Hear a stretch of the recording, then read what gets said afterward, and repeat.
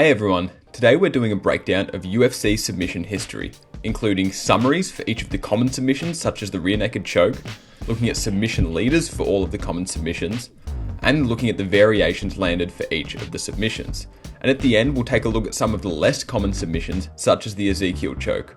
Also note today that I'm considering all of the fighting organisations that have been affiliated with the UFC, such as Strikeforce, Pride, K1, Dream, WEC, and all the rest. The first submission we'll be looking at today is the rear naked choke, which is the most common submission in the UFC, comprising 730 of the 2,124 submissions landed, with 4 different variations of this submission landed. Looking at the leaders of this submission, in third place we have Faber, Moicano, Oliveira and Allen with 6 rear naked chokes each. In second place we have Kenny Florian with 7, and in first place we have Demian Maia with an outstanding 9 rear naked choke submissions. Lastly, let's look at the variations. There have been 4 different variations landed, including the standard rear naked choke, which accounts for 702 of the submissions, whereas Randy Brown landed the only one-arm rear naked choke, and Zhang Weili landed the only rear naked choke from crucifix. There have also been 26 technical submissions where the ref has stepped in due to a fighter going unconscious. Next, let's look at armbars, which are the second most common UFC submission, with 351 of them landed of the 2,124 submissions, with 29 variations of the armbar being landed, mostly just from different positions. Looking at the leaders, Fabricio Verdum is in third place with 6, which is impressive for a heavyweight, whereas Ronda Rousey, Filho, and Nogueira are in second place with 7 armbar victories. In first place is Kazushi Sakuraba, who landed an astonishing 9 armbar wins. Lastly, looking at variations, there have been 29 armbar variations. Notably, there have been 15 triangle armbars, 3 of which were landed by Verdum, 3 flying armbars, including the famous one by Mighty Mouse, and only 1 armbar from north-south position landed by RDA. Now, onto guillotines, which are the third most common UFC submission, with 347 landed and 24 variations landed. Looking at the leaders, we have a tie in second place between Benavidez, Jones, Stevenson, Miller and Oliveira, all landing 4. And in first place, we have a tie between Faber, Nate Diaz and Alistair Overeem, each landing 5 guillotines.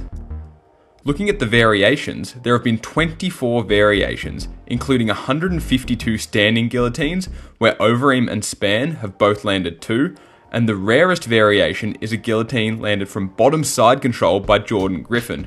If you watch the video online for this fight, the commentators are literally telling you mid-fight you can't land it from that position. Next, looking at arm triangles, which are the 4th most common UFC submission, with 150 of these landed and 12 different variations landed. Looking at the fighters with the most arm triangles, Vieira, Souza, Barnett and Yaya are all tied first with 3, whereas in second place there's an 18-way tie, so I'm not going to go through all of them.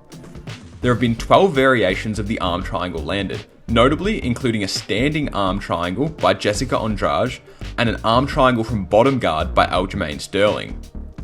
Next, we'll look at the triangle choke, which is the 5th most common UFC submission, with 138 of these landed and 10 variations landed. Looking at the leaders, we have a 4-way tie in second place between Pyle, Cerrone, Schnell and Nogueira, and in first place we have a 3-way tie between Craig, Diaz and Pettis.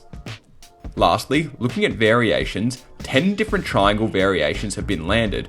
Notably, 7 mounted triangles, the image on the right was started mounted, they rolled around for a bit, and then it was finished mounted, whereas 4 inverted triangles have been landed, shown by Davey Grant on the right, who needed a 3rd round finish to win and got it done with an inverted triangle. Kimuras are less common than I was expecting in the UFC, being the 6th most common submission, with only 67 landed and 13 variations landed. Looking at the leaders, there is a 10-way tie in second place. Notably, we have Nick Diaz, Mir, Souza and Emelianenko.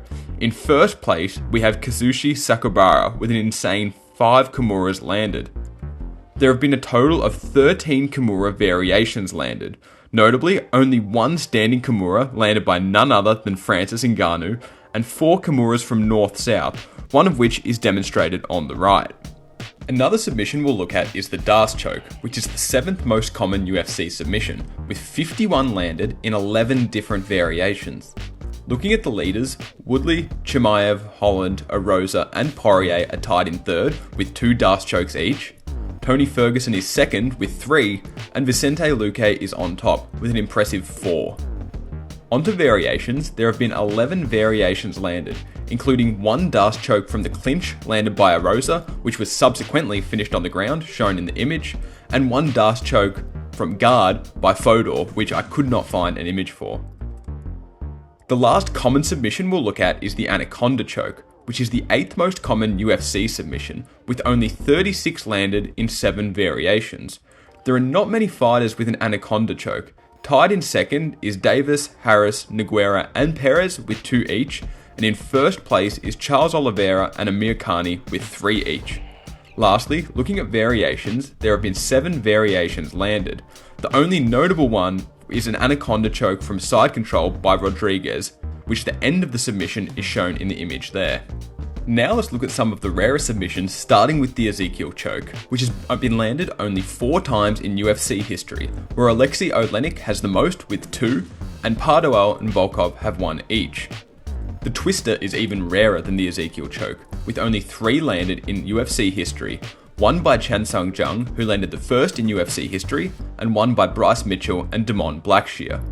Even rarer again is the Calf Slicer, which has only been landed twice in UFC history, with Oliveira and Johns landing 1 apiece. The Von Flue Choke is a bit more common, with 10 landed in UFC history, although this is mainly due to 4 being landed by OSP and 2 being landed by Jason Von Flue.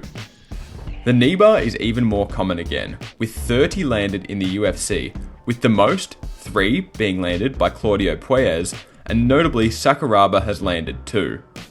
The heel hook is another submission everyone knows, with 40 being landed in UFC history. The leader is clearly Palhares, who landed 7, although he was eventually banned from the UFC for holding these submissions for too long, injuring fighters. To put it into perspective, the next highest is Minowa, who has 2. The Siloev stretch is another extremely rare submission, with only 3 landed in UFC history, landed by Magomed Sharapov, Robertson, and Sterling. Equally as rare is the Peruvian necktie, with only 3 being landed in UFC history, landed by Serkinov, shown on the right, Dollaway, and Pickett. Another rare choke is the scarf hold, with only 7 landed in UFC history, including 2 from Alexei Oleinik and 2 from Coleman. I think Oleinik takes the cake as the fighter that regularly lands the rarest submissions, being the leader for Ezekiel chokes as well. And the last submission we'll look at today is the Bulldog Choke.